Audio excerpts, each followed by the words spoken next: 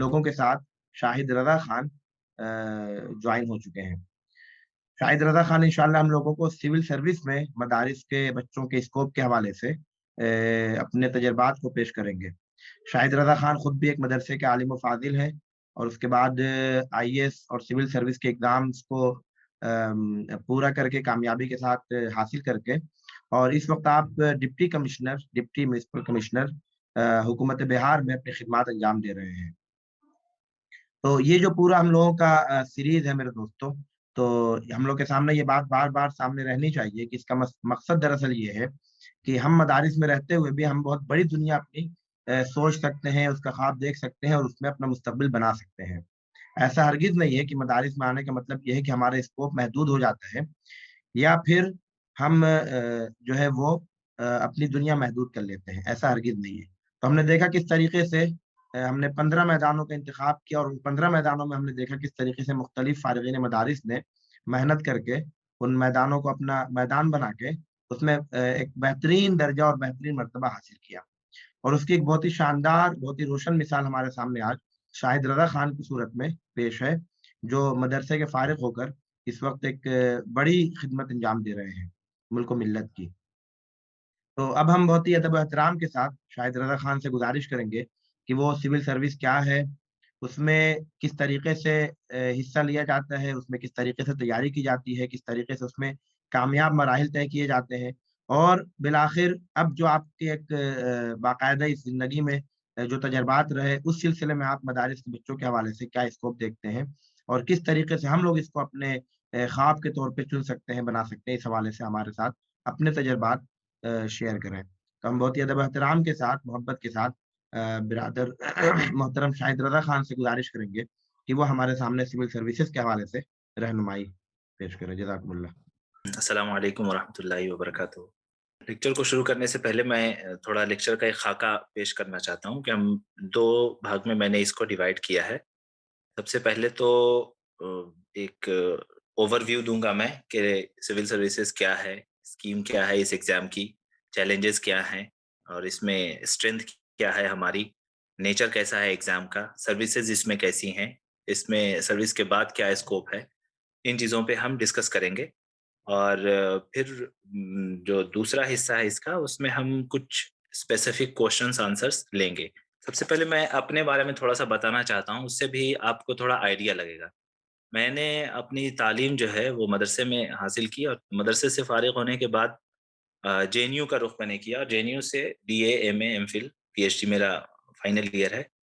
ये मैंने जेएनयू से किया और इसी दौरान मैंने सिविल सर्विसेज़ की तैयारी की और एक लंबे अरसे के सब्र और इस्तिक़लाल के बाद अल्लाह ताला ने ये रिज़ल्ट दिया और पॉज़िटिव रिज़ल्ट रहा और फ़िलहाल 2018 में मैंने यूपीएससी का एग्ज़ाम 2019 में क्लियर किया, फिर 2020 में बीपीएससी क्लियर किया, फिर 21 में भी मैंने बीपीएससी क्लियर किया और फ़िलहाल मैं समस्तीपुर में डिप्टी प्रिंसिपल कमिश्नर के ओहदे पे हूँ, अपने खिदमत अंजाम दे रहा हूँ।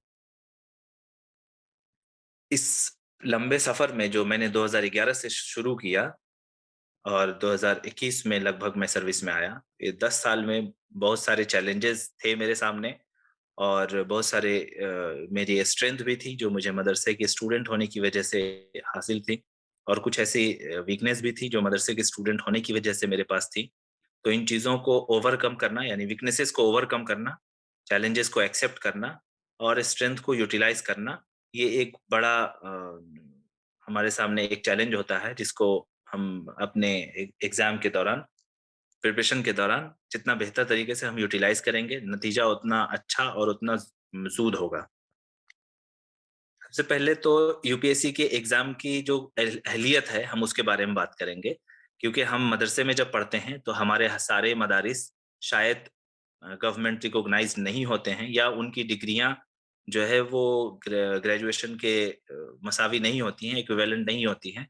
तो इसके लिए हम एलिजिबिलिटी पे पहले गौर करेंगे। यूपीएससी में अपीयर होने के लिए, यूपीएससी सिविल सर्विसेज़ एग्ज़ाम या किसी भी दूसरे स्टेट सर्विस के एग्ज़ाम में अपीयर होने के लिए जो हमारी अहलियत होती है, जो रिक्वायर्ड एलिजिबिलिटी है, वो ग्रेजुएशन है। हम ग्रेजुएशन किसी भी सब्जेक्ट से, किसी भी स्ट्रीम में 45% मार्क्स के साथ हमने पास किया हुआ हो, तो हम एलिजिबल हैं एग्ज़ाम में अपीयर होने के लिए। अब ये हमें देखना है कि हमारे मदरसे की जो सर्टिफ़िकेट है, वो ग्रेजुएशन के इक्विवेलेंट है या नहीं है, ये इंडिविजुअल डिसीज़न होगा और इंडिविजुअल इंक्वायरी होगी। और इसके अलावा कोई दूसरी अहलियत नहीं है। सिंपल सा ग्रेजुएशन विथ 45% मार्क्स, आप एलिजिबल हैं एग्ज़ाम में अपीयर होने के लिए। दूसरी बात जो है वो एग्ज़ाम का फ़ॉर्मेट है कि एग्ज़ाम किस तरह से होता है, कितने स्कीम एग्ज़ाम की स्कीम क्या है, कितने स्टेज में होता है, कितने पेपर होते हैं, इस पे हम बात करें, तो हमारा एग्ज़ाम जो यूपीएससी का है वो 3 स्टेजेज़ में होते हैं। पहला है प्रीलिम्स एग्ज़ाम, दूसरा है मेन एग्ज़ाम और तीसरा है पर्सनैलिटी टेस्ट जिसको इंटरव्यू भी हम बोलते हैं। प्रीलिम्स का जो एग्ज़ाम होता है, यूपीएससी का एग्ज़ाम साल में 1 बार होता है और पूरे एग्ज़ाम को कंप्लीट होने में 1 साल का साइकिल लग जाता है, ये 3 स्टेज को कंप्लीट करने में, प्री, मेंस और एग्ज़ाम। और कोई भी कैंडिडेट किसी भी स्टेज पे अगर फेल होता है, तो उनको फिर से पहले स्टेज से शुरू करना होता है। यानी अगर आप इंटरव्यू में जाकर सिलेक्शन नहीं हुआ, तो फिर से आपको दूसरे साल प्री देना होगा, मेंस देना होगा, फिर से इंटरव्यू में जाना होगा। अगर मेंस में फेल हुए तो फिर से आपको पीटी से शुरू करना होगा। मतलब आपको कैरी फॉरवर्ड नहीं होगा। You have to start afresh. अ, तो इसका पहला जो स्टेज है वो है प्रीलिम्स एग्ज़ाम और प्रीलिम्स एग्ज़ाम में 2 पेपर होते हैं। पेपर 1 जीएस का होता है और पेपर 2 सीसैट का होता है, सिविल सर्विसेज एप्टीट्यूड टेस्ट।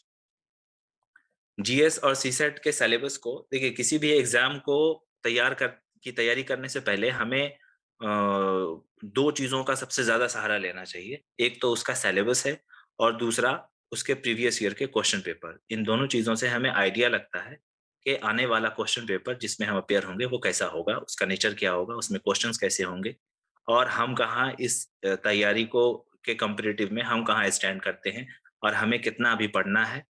ये चीज़ें हमें आइडिया लगती हैं। तो सबसे ज़्यादा हेल्पफुल क्वेश्चन पेपर और उसका सिलेबस होता है। तो यूपीएससी प्रीलिम्स एग्ज़ाम का सिलेबस 2 पेपर है, जनरल स्टडीज़ और सीसैट। जनरल स्टडीज़ में ऑलमोस्ट सारी चीज़ें इंक्लूडेड हैं। सिलेबस को अगर आप देखेंगे तो उसमें सब्जेक्ट वाइज़ हैं, हिस्ट्री है, ज्योग्राफी है, इंडियन पॉलिटी है, इंडियन इकोनॉमी है, साइंस एंड टेक्नोलॉजी है, current affair of national and international importance हैं। ये सारी चीज़ें उसमें हैं। लेकिन यूँ कहा जाता है कि you have to know something about everything if you are appearing in civil services examinations, you have to know something about everything. तो इसमें ऑलमोस्ट सारी चीज़ें इंक्लूड हैं। पहले स्पोर्ट्स से क्वेश्चंस ना के बराबर आते थे, लेकिन अब स्पोर्ट्स से भी क्वेश्चन आ रहे हैं। तो यूपीएससी का एग्ज़ाम अ, बहुत ही अनप्रेडिक्टेबल है और आपको आइडिया लेकिन ज़रूर लगेगा सिलेबस देख कर के और क्वेश्चन पेपर देख कर के कि जनरल तैयारी इसकी कैसे की जा सकती है। तो उसमें जनरल स्टडीज़ में ऑलमोस्ट सारी चीज़ें इंक्लूडेड हैं। उसका अपना सिलेबस है, उसमें जनरल नॉलेज के क्वेश्चन्स होते हैं, उसका लेवल 10th-12th लेवल का होता है, उसका स्टैंडर्ड होता है, यानी उसमें अगर आप एनसीईआरटी अच्छे से कवर किए हुए हैं, एनसीईआरटी से आपने तैयारी की हुई है, तो आप उसके मोस्टली क्वेश्चन्स अटेम्प्ट कर लेंगे और उसकी कुछ स्पेशलाइज़ेशंस भी हैं, बुक्स हैं, कोचिंग सेंटर हैं, बहुत चीज़ें हैं। तो इन सब सब चीज़ों को नज़र में रखते हुए जनरल स्टडीज़ का पेपर काफ़ी टफ माना जाता है और उसमें काफ़ी चैलेंजेज़ हैं, बहुत सी चीज़ें उसमें इंक्लूडेड हैं। तो ये जनरल स्टडीज़ की बात है। दूसरा पेपर जो है अच्छा, जनरल स्टडीज़ का जो पेपर है वो आपके मतलब मेरिट में ऐड होता है। मेरिट में सिर्फ़ पहला जो पेपर स्टेज है प्रीलिम्स एग्ज़ाम, वो स्क्रीनिंग टेस्ट होता है। मतलब काफ़ी स्टूडेंट अपियर होते हैं, लाखों की तादाद में कैंडिडेट्स इसमें अपियर होते हैं। तो उसमें से जो नॉन सीरियस कैंडिडेट्स हैं, उनको छाँट करके कुछ लिमिटेड स्टूडेंट्स को 15% 10% जो वैकेंसी होती है उसका 10 गुना 15 गुना ज़्यादा कैंडिडेट्स को मेंस एग्ज़ाम के लिए लाने के लिए ये टेस्ट कंडक्ट किया जाता है। तो इसका मार्क्स ऐड नहीं होता है आपकी मेरिट लिस्ट में, लेकिन ये बहुत क्रूशियल होता है। इसी एग्ज़ाम को क्वालीफाई करने के बाद आप अपनी अहलियत साबित करते हैं यूपीएससी के सामने कि मैं यूपीएससी का मेंस एग्ज़ाम देने के लायक हूँ और हम इसमें फिर आपको आगे मौका दिया जाता है। तो जनरल स्टडीज का जो पेपर है वही डिसाइड करता है। लेकिन इसमें जो दूसरा पेपर है सीसेट, वो भी एक तरह का क्वालिफाइंग टेस्ट होता है। उसके सिलेबस की अगर हम बात करें तो उसमें बेसिक न्यूमरेसी, 10th लेवल का मैथ्स होता है। दूसरा क्वेश्चन इसका कॉम्प्रिहेंसिव होता है, कॉम्प्रिहेंशन का, जिसमें आपकी पैसेज को पढ़कर उसको समझने की और उस पैसेज पे बेस्ड कुछ क्वेश्चंस होते हैं जिनका जवाब देने की क्वालिटी टेस्ट की जाती है। प्लस इसमें रीजनिंग के भी कुछ क्वेश्चंस होते हैं।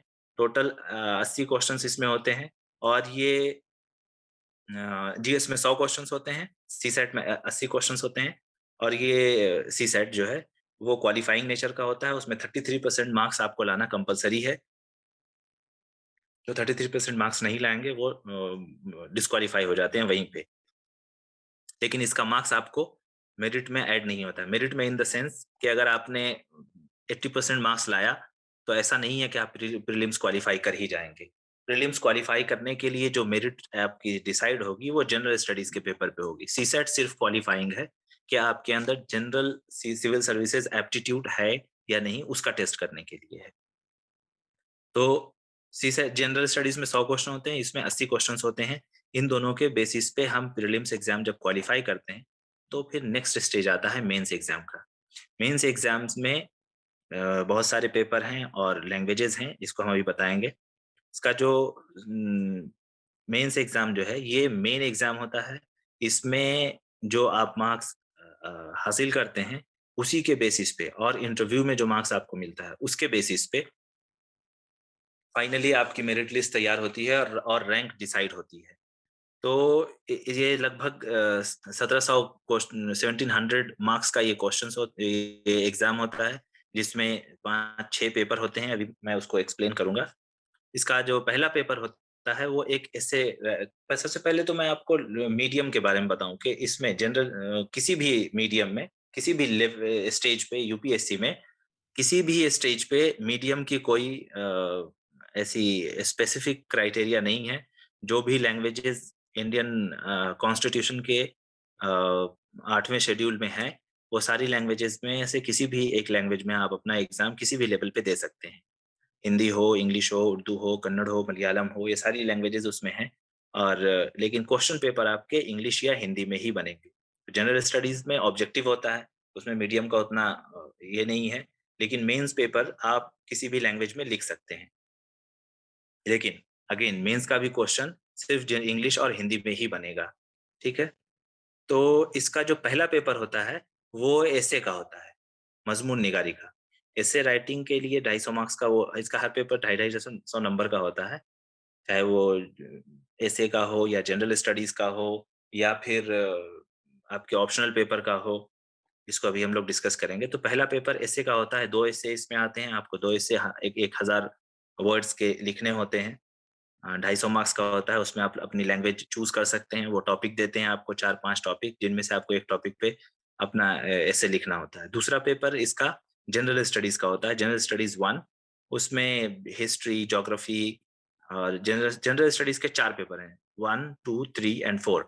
तो पहले 3 पेपर्स जो हैं वो जनरल नॉलेज के हैं, जिसमें history, geography, science, economics, international issues, current affairs, border issues, security issues या फिर जो सोशल इश्यूज हैं उस पे, और कॉन्स्टिट्यूशन पे, या फिर इलेक्शन पे, यानी हर तरह के क्वेश्चंस जो आपको पीटी में पूछे जाते थे वो भी।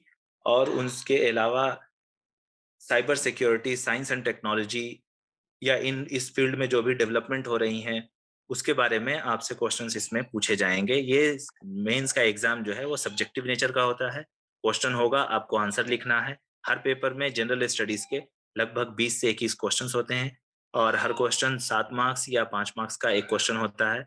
200 से 250 वर्ड्स में आपको इसके आंसर लिखने होते हैं। 3 घंटे का टाइम होता है, काफी कॉम्पिटिटिव एग्जाम होता है।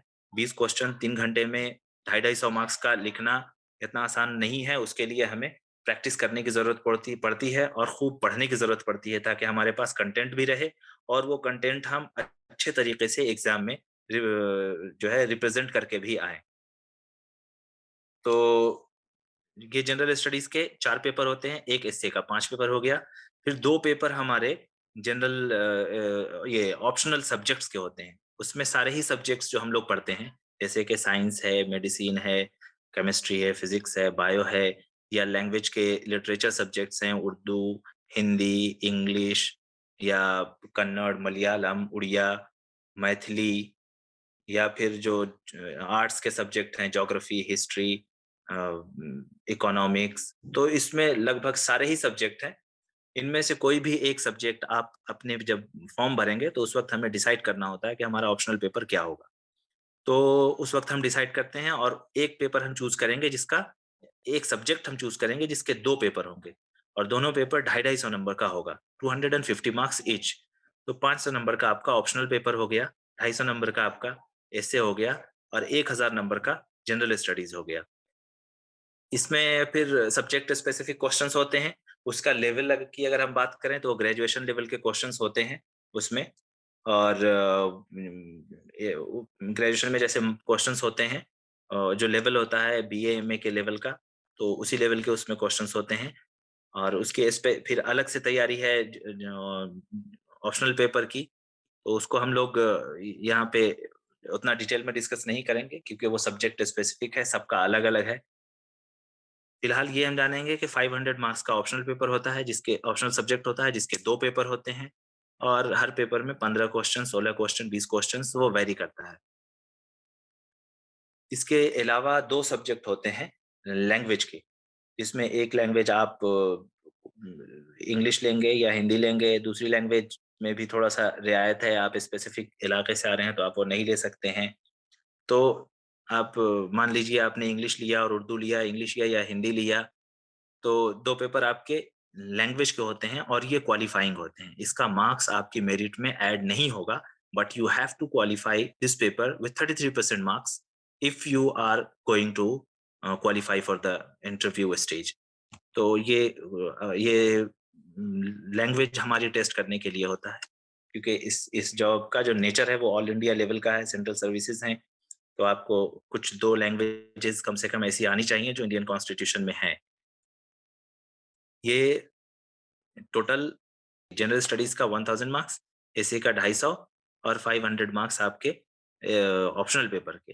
टोटल 750 मार्क्स का मेंस का एग्ज़ाम होगा और जो लैंग्वेज का पेपर होगा वो सिर्फ़ क्वालीफाइंग होगा, उसमें ऐड नहीं होगा।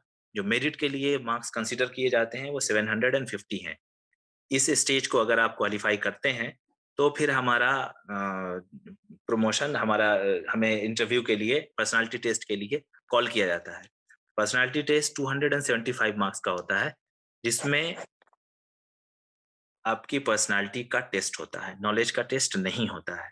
लेकिन किसी शख्स की शख्सियत को जानने के लिए उसकी नॉलेज को भी हमें परखना होता है, कि जो बेसिक चीज़ें हैं, जो एकदम आम चीज़ें हैं, वो हमें पता है कि नहीं। जैसे करंट अफ़ेयर से कुछ इश्यूज़ होंगे वो, या फिर आपका जो बैकग्राउंड है, उस बैकग्राउंड से, या आप जिस स्टेट से आ रहे हैं, जिस डिस्ट्रिक्ट से आ रहे हैं, जिस गाँव से आ रहे हैं, उसकी कुछ स्पेसिफ़िक ख़ासियत है, या उसमें कुछ ऐसी चीज़ें हैं जो यूनिक हैं, या आपने जो सब्जेक्ट पढ़ा है ग्रेजुएशन के लेवल पे, मास्टर के लेवल पे, या आप अगर रिसर्च कर रहे हैं, या आप अगर मदरसे से हैं, तो टोटली मतलब उसके क्वेश्चंस वहाँ फेस टू फेस होते हैं। बोर्ड बैठता है, 5 मेंबर, 6 मेंबर का एक बोर्ड होता है। वो आपसे one by one 5-5 minute, 10-10 minute her interviewer आपको देते हैं और आपसे क्वेश्चंस करते हैं आपकी शख्सियत से रिलेटेड, जिसमें आपकी शख्सियत उनके सामने उजागर होती है और उन्हें पता चलता है कि ये इसके अंदर सिविल सर्विसेज़ वाली क्वालिटीज़ हैं कि नहीं। उस बेसिस पे वो 75 मार्क्स में से आपको मार्क्स एलोकेट करते हैं, जिसके बेसिस पे फिर टोटल मतलब 750 मार्क्स मेंस का, 275 मार्क्स इंटरव्यू का, इन दोनों को मिला करके फाइनल मेरिट लिस्ट आपकी तैयार होती है और तब डिसाइड होता है कि हम सिविल सर्विसेज में आएँगे या नहीं, और आएँगे तो किस रैंक के साथ आएँगे, कौन-सी सर्विस में जाएँगे, ये चीज़ें होती हैं। तो ये एग्ज़ाम का स्कीम था जिसको हमने अभी डिस्कस किया। दूसरी चीज़ जो है, वो नेचर ऑफ सर्विसेज़ की है कि इसमें किस तरह की सर्विसेज़ हैं। तो टोटल पहले तो हम ये जाने कि ऑल इंडिया सर्विस 3 हैं, Indian administrative service, Indian police service and Indian forest service. तो फॉरेस्ट सर्विस का एग्ज़ाम यूपीएससी ही कंडक्ट करता है, लेकिन उसका एक सेपरेट एग्ज़ाम होता है। प्रीलिम्स सिविल सर्विसेज़ और फॉरेस्ट सर्विसेज़ दोनों का सेम होता है। लेकिन मेंस में चूंकि नेचर दोनों का अलग है, इसलिए अलग अलग होते हैं, और फिर इंटरव्यू भी उसका अलग होता है, उसकी मेरिट लिस्ट भी अलग बनती है, सब कुछ अलग होता है। बाकी जो दो सर्विसेज बची, इंडियन एडमिनिस्ट्रेटिव सर्विस आईएएस और इंडियन पुलिस सर्विस आईपीएस, ये दोनों, और बाकी 23-24 जो सेंट्रल सर्विसेज हैं, revenue service, postal service, Indian defence account, या इंडियन इंफॉर्मेशन सर्विस, या फिर इंडियन फॉरेन सर्विस है, तो ये सारी सर्विसेज करीब 23-24 सर्विसेज हैं। इन सारी सर्विसेज को इंक्लूड करके एक वैकेंसी क्रिएट की जाती है, सिविल सर्विसेज के नाम से इसका एग्जाम कंडक्ट किया जाता है। तो सिविल सर्विसेज के नाम से फिर इसका एग्जाम कंडक्ट होता है। इसमें सारी सर्विसेज जो हैं या तो ऑल इंडिया लेवल की होंगी। ऑल इंडिया लेवल का मतलब कि ये पूरे मुल्क में कहीं भी आपकी पोस्टिंग होगी, बट आपका कार्डर एलोकेशन होगा, और most of the period of your service would be that state और दैट कार्डर। ये इन आईपीएस और आईएएस में होता है। जो बाकी दूसरी सेंट्रल सर्विसेज हैं, उसमें एरिया वाइज आपकी पोस्टिंग होती है, लेकिन उसमें आप कहीं भी जा सकते हैं ऑल इंडिया लेवल पे। तो उसमें आप कहीं भी, मतलब ये सेंट्रल सर्विसेज हैं जिसमें फॉरेन सर्विस भी आती है। एक कंफ्यूजन होता है कि foreign service all India service है, नहीं, फॉरेन सर्विस सेंट्रल सर्विस है। ऑल इंडिया सर्विस सिर्फ 3 है, इंडियन एडमिनिस्ट्रेटिव, इंडियन पुलिस और इंडियन फॉरेस्ट सर्विस। तो हमने इसको भी समझा कि इसमें किस तरह की सर्विसेज हैं, और इस सर्विस में जाने के बाद आप जिस भी महकमे में जाएंगे, चाहे रेवेन्यू हो या पुलिस हो या एडमिनिस्ट्रेशन में हो, तो आप जो है एक हायर अथॉरिटी के तौर पे जाते हैं। बहुत सारी रिस्पॉन्सिबिलिटी होती है और बहुत सारे पावर्स भी होते हैं, और आपकी जिम्मेदारियां होती हैं, जिसके लिए आप इतने दिन तैयार करते हैं, अपने आप को तैयार करते हैं, और एग्जाम्स भी इतने टफ लेवल पे आपको कंडक्ट किया जाता है कि इतने सारे पावर और इतनी सारी जिम्मेदारी को आप संभाल पाएंगे या नहीं। तीसरी बात जो इसमें है, वो है madrasa students and civil services exams, career in civil services for madrasa students. तो इसमें दो चीजें जो मैंने आइडेंटिफाई की हैं, वो हैं स्ट्रेंथ हमारी क्या है as a Madrasa Madrasa students, और हमारे लिए चैलेंजेस क्या हैं एज ए मदरसा स्टूडेंट। तो स्ट्रेंथ पे अगर हम पहले बात करें, तो जो मुझे समझ में आता है, जो मेरी स्ट्रेंथ रही, वो हमारी मेमोरी है। बीइंग अ मदरसा स्टूडेंट, मैंने मदरसे में देखा है कि चाहे वो हुफ़ाज़ किराम हो या फिर आलमियत करने वाले तलबा हों, सभी लोग लगभग रट्टा लगाने में माहिर होते हैं, और हमारी मेमोरी अच्छी होती है। हम लोग कुरान याद करते हैं। कुरान याद करने से भी हमारा हिफ्ज़ जो है हिफ्ज़ की जो क़ुव्वत है वो हमारी डेवलप होती है।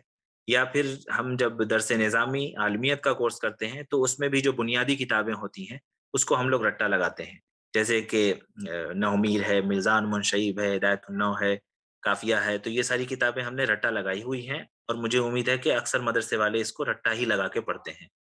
तो हमारी मेमोरी, चूँकि बचपन में रटने की आदत हमारी डेवलप हो जाती है, इससे किस तरह से चीज़ों को याद करना है, ये हमें आ जाता है। दूसरा, किस तरह से ज़्यादा दिन तक इसको रिटेन करके रखना है, ये भी हमें आ जाता है। और ये 2 चीज़ें बहुत, बहुत क्रूशियल हैं सिविल सर्विसेज़ के एग्ज़ाम में। समझना तो ऑफ़ कोर्स है, हम चीज़ों को समझ के पढ़ते हैं, लेकिन रट्टा लगाना बहुत इम्पोर्टेंट है। आपकी मेमोरी मेमोराइज़िंग कैपेसिटी जो है, वो अच्छी होनी चाहिए, और रिटेंशन कैपेसिटी भी आपकी अच्छी होनी चाहिए। क्योंकि जब एग्ज़ाम में हम बैठते हैं, जैसा कि मैंने बताया कि 20 क्वेश्चन्स होते हैं, हर क्वेश्चन को 200 से 250 वर्ड्स में लिखना है, और 3 घंटे का लिमिटेड टाइम है। तो वहाँ पे आप अगर सोचने बैठेंगे, तो टिक, टिक, टिक, टिक घड़ी बढ़ रही है, क्वेश्चन्स छूटेंगे, और जितने क्वेश्चन्स आपके छूटेंगे, आपको उसका उतना नुकसान भरना पड़ेगा।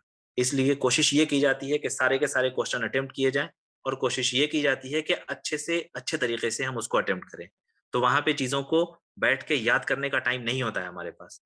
जो मेमोरी में है उसको सामने लाओ और लिखते जाओ। तो उसके लिए मेमोरी आपकी शार्प होना, और रटने की शक्ति आपकी अच्छी होना, और जो रटा है उसको ज़्यादा दिन तक अपने मेमोरी में सेव करके रखने की क़ुव्वत भी अच्छी होना, ये 3 चीज़ें बहुत ज़रूरी हैं इस एग्ज़ाम में, जो कि हमारे पास अल्हम्दुलिल्लाह मदरसे का स्टूडेंट होने की वजह से होती है। तीसरा, इसका एक पेपर एथिक्स का होता है। बीइंग अ मदरसा स्टूडेंट, और एक दीनी तालीम की वजह से हमारे पास एक एथिकल एटीट्यूड अपने आप डेवलप हो जाता है। इसका जो मैंने बताया कि 3 पेपर जनरल स्टडीज़ के होते हैं, और एक चौथा पेपर जो जनरल स्टडीज़ का है, वो एथिक्स का होता है, एथिक्स, इंटीग्रिटी एंड एप्टीट्यूड।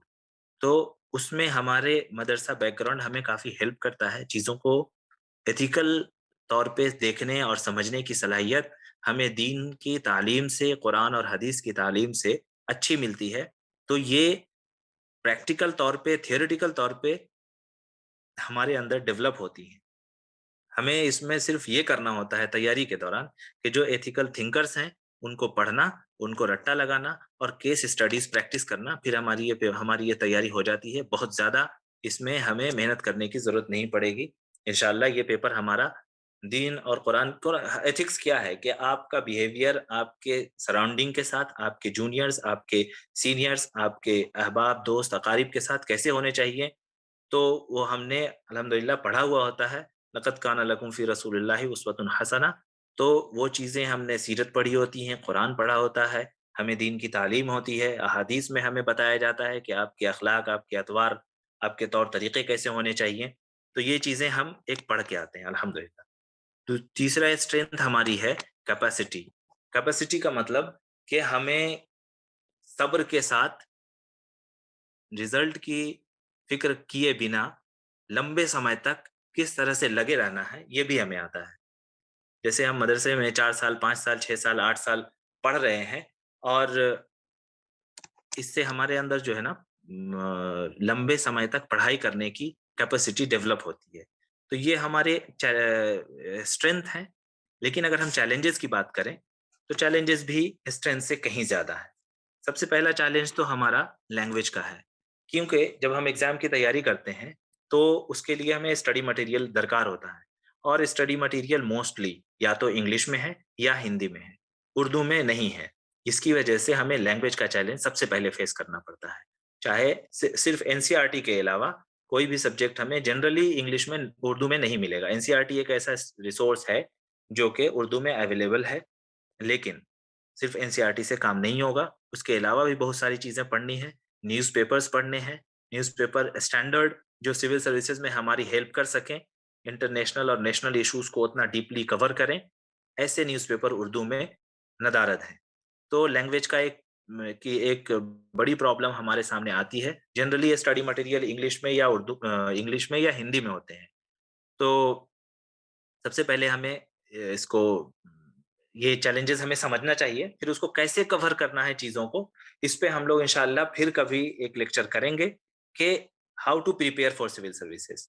अभी आज की जो टॉपिक है, वो ये है कि career in civil services scope for madrasa students, तो हम लोग इस पे बात कर रहे हैं। तो ये चैलेंजेस मैं आपके सामने रख रहा हूँ कि क्या-क्या चैलेंजेस हो सकते हैं, so that you can make a good decision after looking into these strength and challenges. तो पहला लैंग्वेज का है।